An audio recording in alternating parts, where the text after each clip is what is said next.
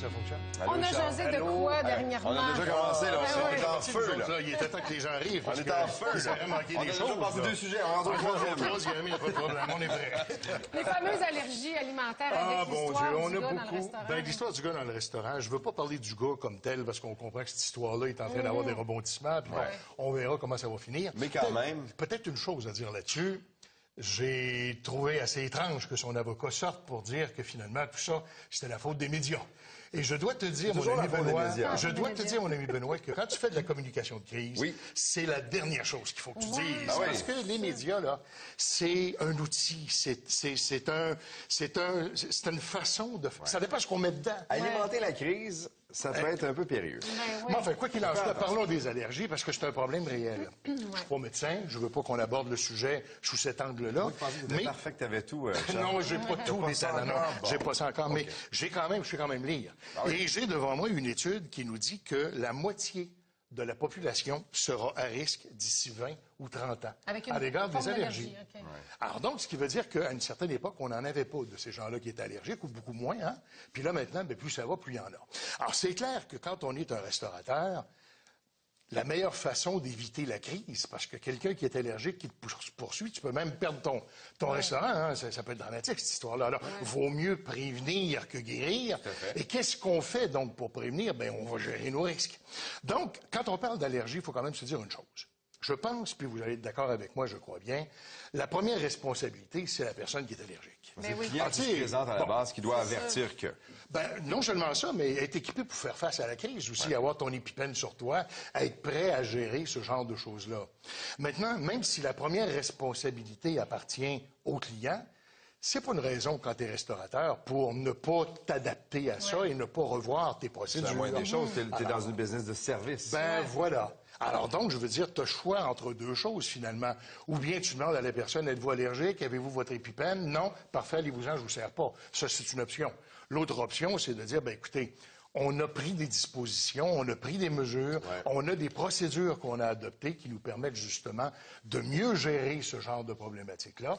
Et on va s'assurer que on ne vous donne pas quelque chose à quoi vous seriez allergique. Mais les restaurateurs, le risque zéro, c'est rare. Le risque zéro, ça n'existe pas aujourd'hui. On le sait. Puis pas juste au niveau des restaurants, c'est dans toutes les choses, le risque zéro, ça n'existe pas. Alors, vaut mieux prévenir que guérir. Comme je le dis souvent, la crise la mieux gérée, c'est celle qu'on peut éviter. Alors, attendons pas d'être les deux pieds dedans. Et déjà, faut dire que j'ai entendu des choses incroyables. J'entendais des clients, par exemple, qui disaient, les restaurants devraient avoir 2 cuisines. Alors, vous imaginez que, un, c'est un coût énorme, puis deuxièmement, la marge de profit en restauration, elle est tellement mince que tu peux pas te permettre de faire des choses comme celle-là. Puis ça, c'est quand il y a du profit, effectivement, tu as bien raison. Alors donc, je veux dire, oui, il faut gérer ses risques, c'est la meilleure façon de gérer ses crises, mais en se rappelant que le premier responsable de gérer son problème d'allergie, c'est la personne qui l'est. 100% d'accord. Et s'assurer de faire ça. Mais il faut se protéger. Deuxième sujet qu'on avait pour vous. La vente de Rona. La vente de Rona. Je voulais qu'on en parle un petit peu parce que c'est un sujet qui va sûrement revenir. Récemment, on avait un petit courriel là, qui a circulé où on a commencé à se dire les fournisseurs de Rona sont peut-être pas aussi sûrs de voir leur contrat renouvelé. Alors, il s'est dit beaucoup de choses. Lowe's n'a pas voulu contredire. Évidemment, c'est sûr qu'on veut pas créer de panique. Les fournisseurs actuels n'osent pas commenter non plus parce qu'ils se disent si je sors pour clencher Lowe's, je risque de perdre sur des œufs. Alors, on est vraiment sur des œufs.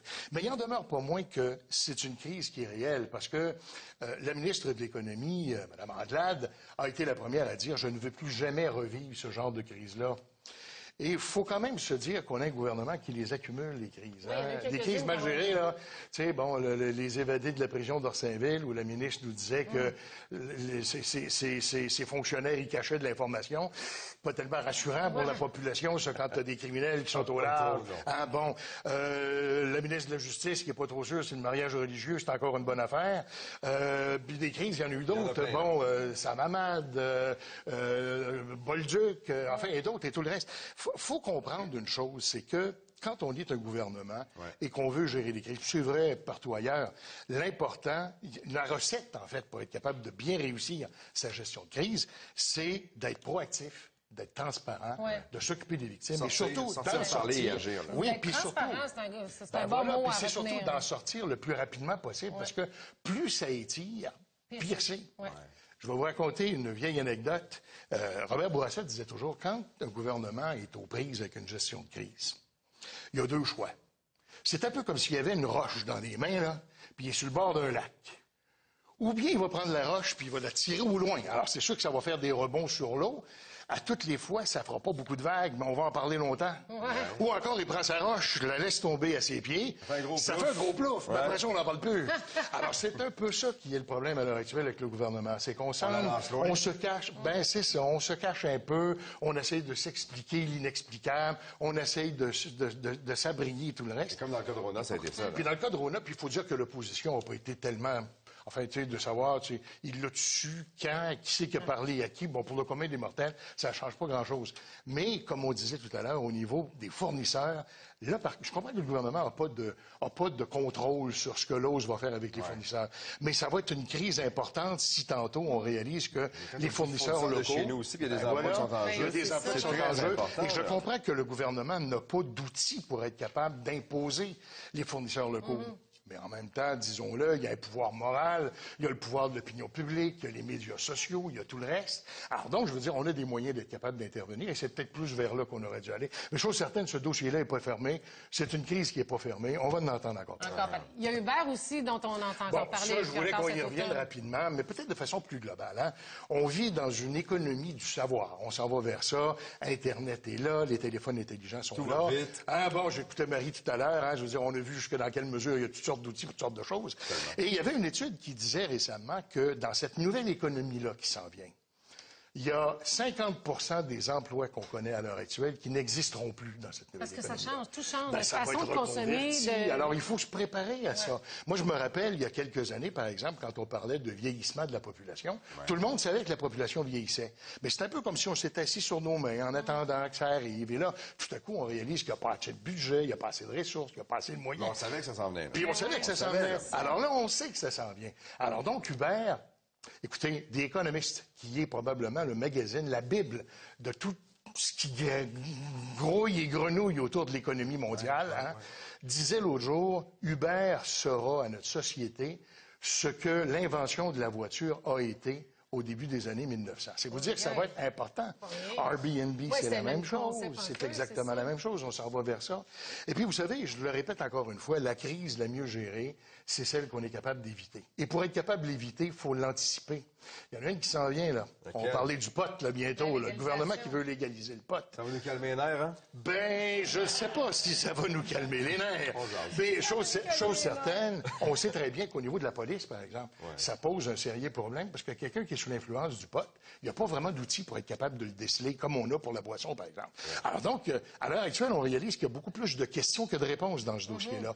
Et je pensais au secteur de l'immobilier, par exemple, où, à l'heure actuelle, on a commencé à laisser entendre que dans le règlement, on permettrait aux gens de faire pousser leur propre pot à la maison, chez eux. Ça peut faire des petites niques à feu, puis des petits... Ben, ça d'abord, mais d'autre part, on comprend qu'il y a les compagnies d'assurance qui sont dépêchées de sortir pour dire, il y a un instant, là, quand on fait pousser du pot dans une maison, là, ça augmente l'humidité, ça risque d'avoir des conséquences sur la structure même de la bâtisse. Je ne tolérerai pas ça. L'association des propriétaires d'édifices à logement sont exactement au même stade. Commence à dire, il y a un instant, moi, je ne tolérerai pas ça, qu'on pousse du pot, qu'on fasse pousser du pot dans mon appartement. Dans la déclaration du vendeur, quand tu vas à ta maison, tu as une question spécifique là-dessus, s'il y a eu culture de cannabis dans la maison. Alors, on réalise qu'il y a déjà beaucoup de questions qui s'en viennent. Est-ce qu'on va être capable de gérer nos crises? Qu'on connaît et qu'on sait qui sont là, qui sont en train de s'implanter, de faire leur place et de s'installer. La crise la mieux gérée, Benoît, ce sera toujours celle qu'on aura évitée. On a besoin de spécialistes des fois pour ça. ça. Ben, ma foi, on va en reparler. J'étais pas fou, M. Bourassa non plus, hein? C'est bon, ça. J'en retiens celle-là. Allez, au retour, on apprend à utiliser... Comment ça s'appelle, donc, Richard? Un compresseur, c'est ça. D'un Richard à un autre. Un Richard à un autre. Ben oui. Il est bon, lui aussi.